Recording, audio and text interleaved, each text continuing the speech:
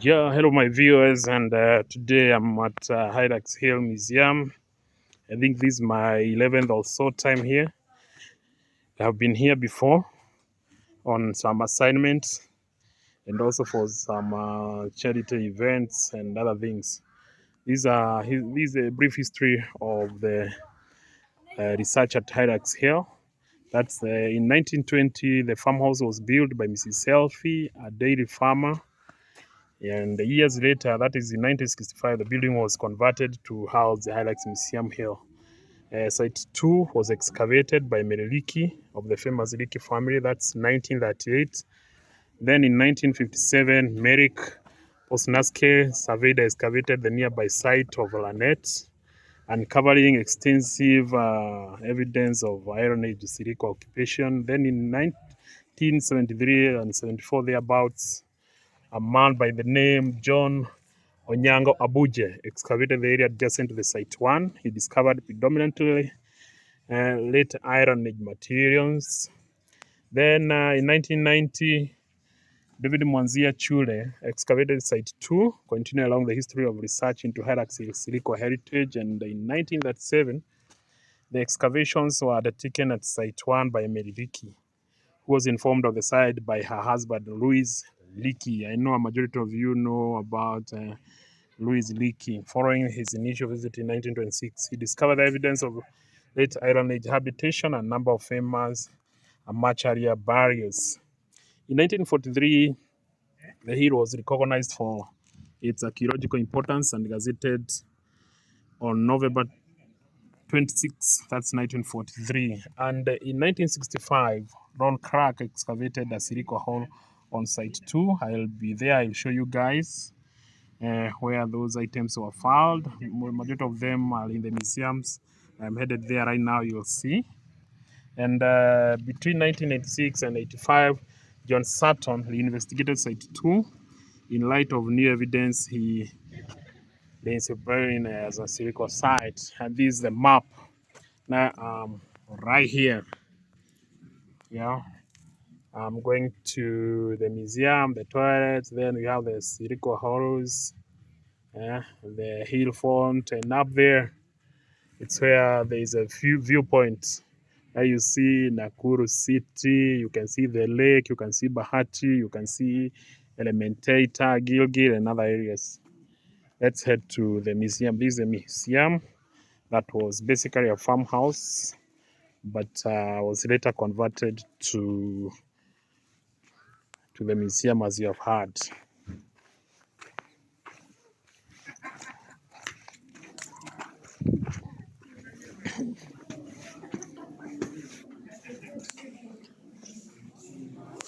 Yeah, this is how the Hyrax archaeology looks like. That's the hill many years ago. And to start with, we have the Australopithecus skull there. Australopithecus skull, the Boisseis and the Homo erectus. Now these are the human beings. This is how we are. And here we have the items, as I told you, from the excavation sites. These are the prehistoric Stone Age, where they used the stones to do their things. I think this was for making flour from maize and millet and other things. The same with this. And those are the excavation sites. There's the excavation site, they have named it. And this is a map of the prehistoric sites in Kenya. Yeah, all the way from Karali, that's in Kobe Fora, the Kosikilei, Rodwa, Kapenguria, Kitare, Kabalanet, Kenyatta House, Sogol, Fort Tenan, Timrich Ohinga, where there are stones, Fort Tenan in Kericho, Hyrax Hill in Nakuru and Kariadusi, Meru, then there is Lukenya Hill, Nairobi, and so many other sites. Yeah, these are the items from Site 1. that were discovered at Site 1.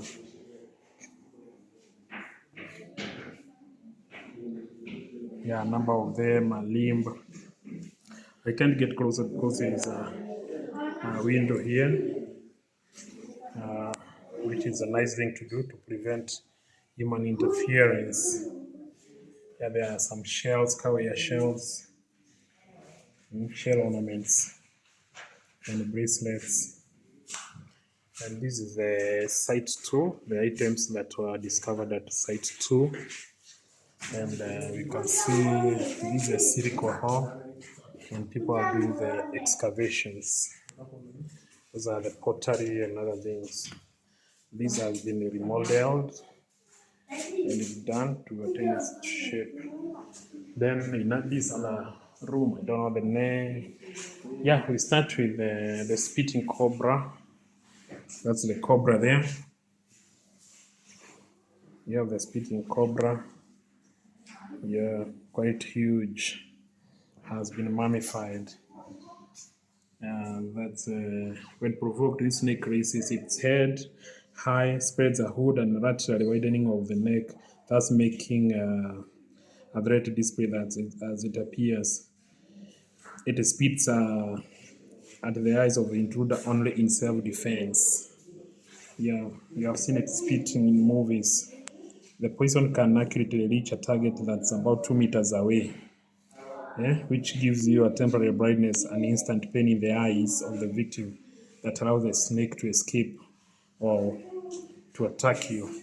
It's about 1.5 meters to 2.5 meters. And these are, should I call it a sculpture or what? These are water back there. And we have the famous, this bird. Definitely the majority of you know this bird is synonymous with Nakuru. Actually, it's Nakuru's identity. The lesser flamingo. That's the lesser flamingo there. Here. Yeah. Then we have the Hyrax. Yeah, the name Hyrax here is derived from these animals that looks like rats, but scientists should tell us these are the closest cousins of the elephants. I don't know how they look like rats, but they say they are closest cousins of elephants.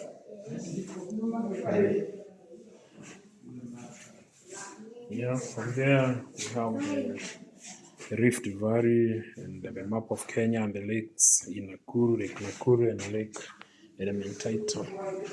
Over to the other side, we see what they have to over here. You have glass door, that's a door, and some storage items, lifestyle and diet of early man. These are cultural items, cultural artifacts. Yeah, that's a basket or a bowl made from sisal, that's made from wood, that is serving bowl. It's called like a tube from the market community. And this is a kerebe, a basket from the Tugen community. And this is a gourd, we call it gourd, for storing of milk and other items. You can call it akitom. I hope I am pronouncing it well. From the Turkana community. This the honey pot, Kisumetab comic from the Ogif community for storing honey. And we have this from the Kikuyu community for storing beer, milk, gitete. These are ornaments from the Maasai community called Angarewa. These are called Segera, and some other for the earrings, belt, mamos here, there, and we have some other ornaments here, I think from the Turkana community. Yeah, These are weapons, spears, and shield. Shield was made from skin, that's the hide from some animals like buffaloes. And here we have tools, prehistoric tools. No, not prehistoric. These are modern tools, but not modern per se. We have some axes, djembes. These are the musical instruments there. Yeah, and here identity and status. These are some items worn by the Morans. Yeah, let me take you to where we have tortoise. Let's go and enjoy these men. And from the museum, we have tortoise park here. And there are a number of species. There are several species of tortoise. Let's go and see what is there.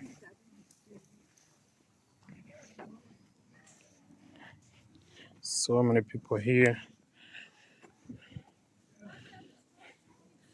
And here are the tortoise.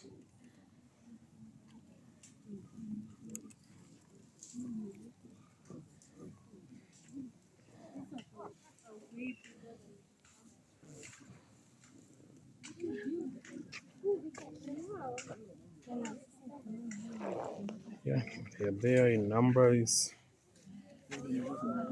And let's see what they have. They say they have the leopard tortoise and the hitchback tortoise. The leopard tortoise, it has some attractive markings, and they are the fourth largest tortoise species in the world. Well, the hitchback tortoise, it's called because it develops a hitch across the rear portion of the carapace in maturity. From that, you can clearly tell which is the leopard tortoise and others not.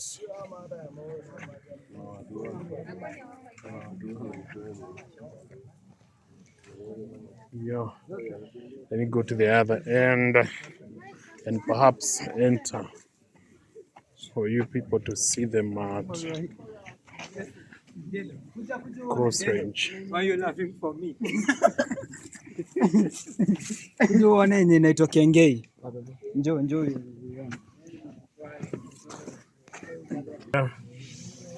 Yes, the tortoise, but I believe this is very old. This one could be about 10 to 15 years or so.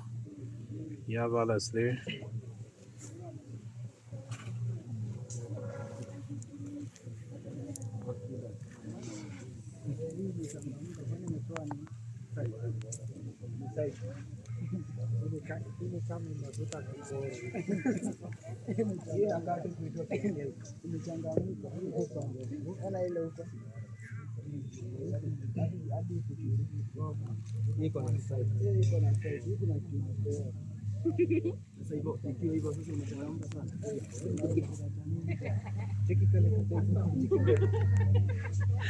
Yeah, and there are people there. There are a number of others at the far end.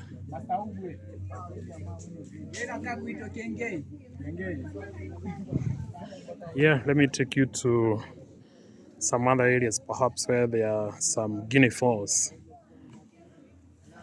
Yeah, let me exit here because there are so many people here and they might also decide to enter.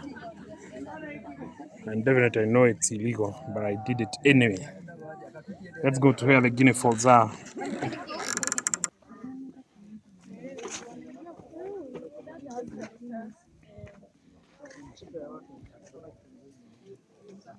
Yeah, all those people are admiring the tortoise. Yeah, and the guinea fowls are just a few meters away.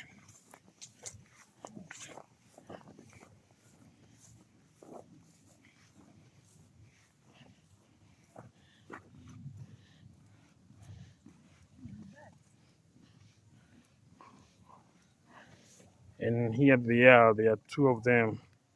I don't know why if you can see them from here. They're there, the guinea fowls.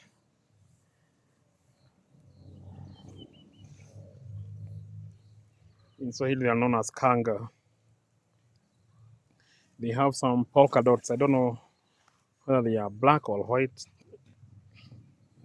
You know which came first. They're called the helmet guinea fowl.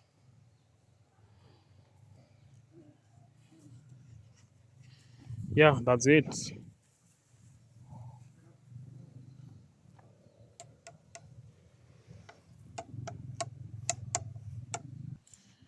And from here, let me take you to the excavation sites. That's the Sirikwa excavation site and others. And now from the tortoise, I'll take you to the Sirikwa hollows, where some excavations were done. And historians usually tell us that Lake Nakuru at one point had extended to as far as Menengai Hills to this point. And people during those days used to stay on high points. And the settlement there is a clear indication of the theory. Let's go. And this is the Sirikwa excavation site. Most of the items you have seen in the museum, those are the tools were excavated from this site. That clearly tells you that millions of years ago, Lake Nakuru was extended to as far as Milimani and to other points because people at those days used to stay in high areas. And that's why you can find some human tools and items that were excavated from this end. Let's proceed to the viewpoint. Yeah, from the viewpoint, you can see the other side of Nakuru city. That's a free area. And the far end, you can see Lake Nakuru from a distance there. I'm unable to zoom in. We could have seen dust billowing because there are so many vehicles today in the park there. The other side, you can see the park. And that's Nakuru city from a distance. You can see the overpass. And down here, there is the pastoral center, St. Mary's Pastoral Center. The other end, there is Nakuru High. And to the extreme end is the Menengai crater from the Heshima side on your way to Nyahururu. And that's it from Hyrax Museum here. See you in the next one.